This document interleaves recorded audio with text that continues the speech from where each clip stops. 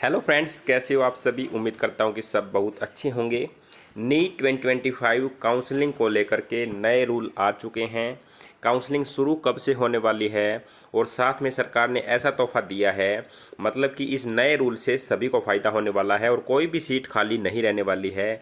मतलब ये है कि नए रूल से कम नंबर में भी आपको एडमिशन मिलने के पूरे अब चांसेज रहेंगे।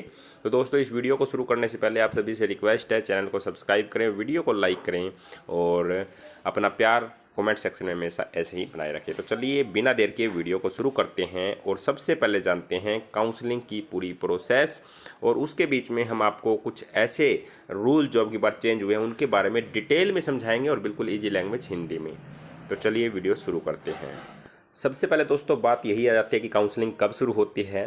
तो काउंसलिंग जो है आपका जैसे ही रिजल्ट आता है उसके एक मंथ के बाद, यानी कि आपका रिजल्ट जो है वो 14 जून को आया है, तो हम मान सकते हैं कि 10 से 15 जुलाई के इन बिटवीन आपकी काउंसलिंग जो है वो कभी भी शुरू हो सकती है। तो 10 से 15 जुलाई तक आपकी काउंसलिंग शुरू हो जाएगी। उसमें कुछ डॉक्यूमेंट्स आपको चाहिए होते हैं जो आपको बनवा के रखने ज़रूरी हैं, जैसे कि NEET admit card, NEET score card और रैंक लेटर, क्लास 10th का सर्टिफिकेट और 12th का certificate with marksheet, ID proof आपको चाहिए होता है। अगर आप किसी स्टेट काउंसलिंग में हिस्सा लेना चाहते हैं तो उस स्टेट का डोमिसाइल आपके पास होना चाहिए। कैटेगरी सर्टिफिकेट, अगर आपके पास रिजर्वेशन है तो आप उस कैटेगरी का सर्टिफिकेट भी जो है नया बनवा के रखें। तो ये डॉक्यूमेंट होने के बाद दोस्तों जैसे ही आपकी काउंसलिंग शुरू होती है तो एमसीसी की वेबसाइट पर नोटिफिकेशन आ जाता है। और काउंसलिंग जो है दो तरीके से होती है, एक तो एमसीसी करवाता है, एक स्टेट काउंसलिंग करवाती है, स्टेट बॉडी करवाती है। एमसीसी जो है वो 15% पर करवाता है गवर्नमेंट सीटों के, जैसे कि मान के चलो किसी स्टेट बिहार के अंदर 100 सीटें हैं, उसमें से 15 सीटें जो है वो ऑल इंडिया कोटा में चली जाएगी और 85 सीटें जो हैं वो आपकी स्टेट बॉडी के पास रहेगी, जिसके ऊपर उसी स्टेट के डोमिसाइल वाला स्टूडेंट्स ही एडमिशन ले पाएगा। और ये 15 सीटें जो है ये ओपन होती हैं, इनमें जो है ऑल ओवर इंडिया का कोई भी स्टूडेंट जो है यहाँ पर एडमिशन ले सकता है। तो इस प्रकार से दोस्तों 15% पर एमसीसी करवाती है ऑल इंडिया कोटा पर और स्टेट बॉडी 85% गवर्नमेंट सीटों पर। लेकिन एमसीसी जो है 100% डीम्ड एंड सेंट्रल यूनिवर्सिटी में, जैसे कि एएमयू है, जिपमर है, एम्स है, इनकी 100% सीटें जो है ऑल इंडिया कोटा के थ्रू ही फिल होती है। और 100% प्राइवेट सीटें जो है स्टेट कोटा की स्टेट के थ्रू ही फिल होती है। अब दोस्तों एमसीसी जो है वो एमबीबीएस और बीडीएस की काउंसलिंग करवाता है। और एक आयुष होता है जो आयुर्वेदा, होम्योपैथी, यूनानी में अगर आप जाना चाहते हैं तो वहाँ पर जो है आयुष आपकी काउंसलिंग करवाता है। वेटनरी की भी अलग से काउंसलिंग होती है, वीसीआई कंडक्ट करवाती है। इसके बाद दोस्तों बात ये आ जाती है कि जैसे ही रजिस्ट्रेशन आप करोगे एमसीसी वेबसाइट पर रजिस्ट्रेशन करना होता है सबसे पहले आपको अपनी बेसिक डिटेल डाल करके, जिससे आपको यूजर आईडी और पासवर्ड मिल जाता है। उसके बाद आपको चॉइस फिलिंग करनी होती है। इसके ऊपर मैं एक अलग से आपको वीडियो प्रोवाइड करवाऊंगा, जिससे कि आप बहुत कम नंबर में भी अच्छा कॉलेज ले सकते हैं। इसमें क्या करना होता है, आपको प्रेफरेंस वाइज जो है कॉलेज जो है ऑर्डर वाइज लगाने होते हैं और इनमें आपको स्पेशल वही कॉलेज जो है चुनने होते हैं जिसमें मान के चलो आपको एक कॉलेज आपने जो है यहाँ पर ए बी सी डी मान के जो आपने 4 कॉलेज यहाँ पर जो है ऑर्डर वाइज लगा दिए हैं। ए कॉलेज की फीस आप अफोर्ड कर सकते हो, बी की भी, सी की भी। लेकिन डी ऐसा कॉलेज है जो डीम्ड यूनिवर्सिटी है या फिर जिसकी फीस हाई है, प्राइवेट कॉलेज है, इसकी फीस आप अफोर्ड नहीं कर सकते। लेकिन आपने इसमें लगा दिया और मान के चलो आपको यही कॉलेज मिल जाता है और आपको फिर एडमिशन ले नहीं पाओगे क्योंकि फीस ज़्यादा है। तो इस कंडीशन में क्या होगा दोस्तों, आपकी जो है सिक्योरिटी डिपॉजिट है वो लॉस हो जाएगी, आपको वापस नहीं मिलेगी। तो इस कंडीशन से आपको बचना है। प्रेफरेंस लिस्ट में सिर्फ वही कॉलेज लगाने हैं जिसकी आप फीस अफोर्ड कर सकते हो या फिर वो सिर्फ गवर्नमेंट कॉलेजेस ही हों। दोस्तों इस प्रकार से जो है चॉइस फिलिंग करनी होती है। बाकी इसके ऊपर मैं एक अलग से सेपरेट वीडियो बनाऊंगा। चॉइस लॉक आपको फिर कर देना होता है। उसके बाद आपकी काउंसलिंग होती है शुरू।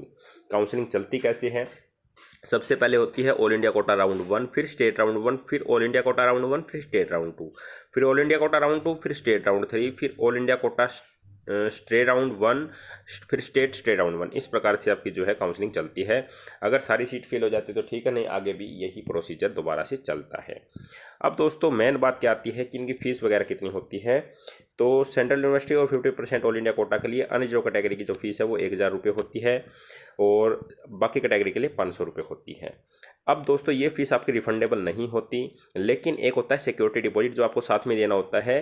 अनरिजर्व कैटेगरी को 10,000 और बाकी कैटेगरी को 5,000। अगर किसी कंडीशन में आपको कॉलेज मिल जाता है, आप एडमिशन नहीं लेते हो, तो ये जो फीस है आपको सिक्योरिटी डिपॉजिट वाली, ये आपको नहीं मिलेगी। लेकिन दोस्तों आपको कॉलेज अलॉट ही नहीं हुआ तो आपको जो है ये फीस वापस कर दी जाती है, रिफंड कर दी जाती है। 2 से 3 महीने बाद आपके अकाउंट में आनी शुरू हो जाती है। डीम्ड यूनिवर्सिटी के लिए फ़ीस 5,000 और 2 लाख रुपए है। इसके बाद बात कर लेते हैं जो काउंसलिंग का मेन स्टेप है वो ये है कि आपको सीट अलॉटमेंट होती है जैसे ही रिजल्ट आता है।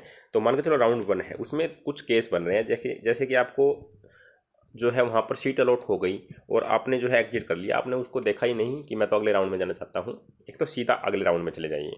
दूसरा केस क्या बनता है, सीट अलॉट हो गई, एडमिशन ले लीजिए, ठीक है, और एग्जिट हो जाइए। एक केस ये बनता है गो टू अपग्रेडेशन, आपने एडमिशन ले लिया लेकिन आप चाहते हैं कि मैं दूसरे राउंड में अपग्रेडेशन का रूल अप्लाई करना चाह रहा हूँ कि मुझे इससे अच्छा कॉलेज मिल जाए। ये नया रूल है दोस्तों, इस पर ध्यान देना। मान के चलो आपको यहाँ पर फर्स्ट राउंड में सीट मिल गई, आप फिर भी चाहते हैं कि एडमिशन भी आपने ले लिया, फिर भी चाहते हैं कि मैं अपग्रेडेशन में जाऊँ, यानी कि सेकेंड राउंड के अंदर अपनी किस्मत को ट्राई करना चाहूँ कि वहाँ पर मेरे को इससे अच्छा कॉलेज मिल जाए। अगर इससे अच्छा कॉलेज मिल जाता है तो आप इस कॉलेज को छोड़ करके उसमें एडमिशन ले लीजिएगा। ये है अपग्रेडेशन का रूल। इसके लिए आपको क्या करना होता है, जिस कॉलेज में एडमिशन ले रहे हो वहाँ पर एक लेटर लिख के दे दो कि मैं अपग्रेडेशन के लिए अप्लाई कर रहा हूँ, ठीक है। इसके बाद केस नंबर 3 क्या है, सीट अलॉट हो जाती है, आप एग्जिट ले जाते हैं, ये मैंने बता ही दिया। एक केस क्या है कि आपको सीट अलॉट ही नहीं होती तो आप सीधे दूसरे राउंड में चले जाते हैं। अब राउंड 2 में अगर आपने जो है अपग्रेडेशन अप्लाई किया था तो वहाँ पर क्या केस होंगे देखिएगा। अगर आपने अपग्रेडेशन अप्लाई किया है उस कंडीशन में, दूसरे वाला केस में बात कर रहा हूँ यहाँ पर, तो आपको सीट मिल जाए तो आप एडमिशन ले लो क्योंकि आपको अच्छा कॉलेज मिल गया फर्स्ट से, और फर्स्ट वाले से आप रिजाइन करके सेकंड राउंड वाले में एडमिशन ले लो। दूसरा केस क्या बन रहा है, got seat but not take admission, आपको सीट मिली लेकिन आपने एडमिशन ही नहीं लिया तो आपको सिक्योरिटी डिपॉजिट का लॉस होगा ही होगा, आपको काउंसलिंग से भी बाहर कर दिया जाएगा क्योंकि आपने अपग्रेडेशन मांगा, उन्होंने अपग्रेडेशन आपको दिया लेकिन आप फिर भी एडमिशन नहीं ले रहे हो। इसका मतलब क्या है, आप इच्छुक ही नहीं हो, तो आपको जो है सिक्योरिटी डिपॉजिट के साथ साथ काउंसलिंग से बाहर कर दिया जाएगा।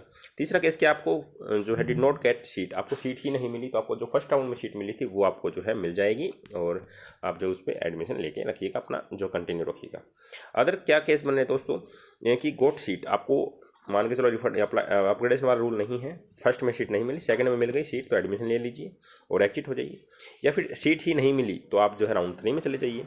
या फिर दोस्तों सीट मिली और आपने एडमिशन नहीं लिया तो यहाँ भी सिक्योरिटी डिपॉजिट का लॉस हो जाएगा। तो इसी प्रकार आपकी अपग्रेडेशन का रूल सिर्फ सेकंड राउंड तक होता है, उसके बाद अपग्रेडेशन का रूल अप्लाई नहीं कर सकते। तो इस बात का खास ध्यान रखें, अगर आप अपग्रेडेशन के लिए अप्लाई कर रहे हैं तो आपको जो है एडमिशन लेना जरूरी होता है। फर्स्ट में अगर नहीं ले रहे तो सेकंड में लेना ही लेना होगा। अगर वहाँ अच्छा कॉलेज मिले तो ठीक है, नहीं तो फर्स्ट राउंड वाले कॉलेज में ही एडमिशन लेना होगा। तो अपग्रेडेशन का रूल अप्लाई करने से पहले इस बात को अच्छे से ध्यान रखिएगा। बाकी दोस्तों आपका जो भी डाउट है नीचे कमेंट सेक्शन में पूछ लीजिएगा, नीचे टेलीग्राम चैनल का लिंक है उसे भी ज्वाइन कर लीजिएगा, वीडियो को लाइक कर दीजिएगा। Thank you.